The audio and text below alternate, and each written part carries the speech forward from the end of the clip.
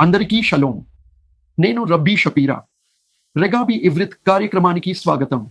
ఈ వారం మనం పాషత్ యిత్రో లో ఉన్నాము. ఇది చాలా ప్రత్యేకమైన పాష.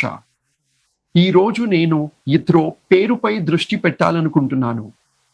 బైబిల్లో ప్రతిసారి ఒక పేరు మారినప్పుడు అది ఒక రూపాంతరముని సూచిస్తుందని మీరు గమనించాలి. ఉదాహరణకు అవ్రాము అబ్రాహాముగా మారాడు. సారాయి సారాగా మారింది. యోసెఫ్ యెహోషెఫ్గా మారాడు. యోనాతాను యెహోనాతానుగా మారాడు. మరి ఈ తోరా భాగంలో యెతెర్ యిత్రోగా మారాడు. యిత్రో యొక్క అసలు పేరు యెతెర్. ఇది ముఖ్యం.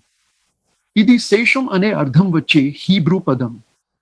చూడండి, హీబ్రూ భాషలో యిత్రా అంటే మిగిలిపోయినది, శేషం అని అర్థం.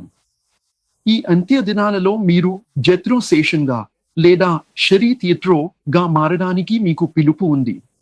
మీరు శేషములో ఎలా భాగం కాగలరు? మీ పేరుకు ఒక అక్షరం జోడించబడాలి. అదే వావ్ అనే అక్షరం. ఎందుకు? వావ్ అక్షరం ప్రవక్త ఎలియాహును సూచిస్తుంది. ఎలియా అనే పేరులో కూడా వావ్ అక్షరం ఉంది. రబ్బీలు ఇలా అన్నారు, ఎవరైతే ప్రవక్త ఎలియాహును ఆహ్వానిస్తారో వారే మెస్సయ్య రాతను కూడా ఆహ్వానిస్తున్నవారు. వారే శేషముగా మారనున్నారు. ఈ రోజు మనందరికీ ఉన్న పిలుపు ఏమిటి?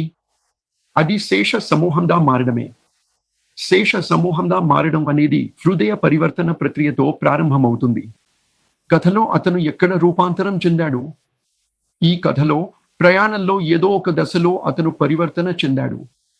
మీరు ఈ విషయాన్ని అర్థం చేసుకోండి. అతను చివరిలో పరివర్తన చెందలేదు. అతను అరణ్యం గుండా వెళ్తున్నప్పుడే పరివర్తన చెందాడు. మీరు కూడా అలాగే అవుతారు. మీరు నడుస్తున్నప్పుడు పరివర్తన చెందుతారు. మీరు అరణ్యం గుండా ఒంటరిగా ప్రయాణం చేస్తున్నప్పుడు మీరు పరివర్తన చెందుతారు.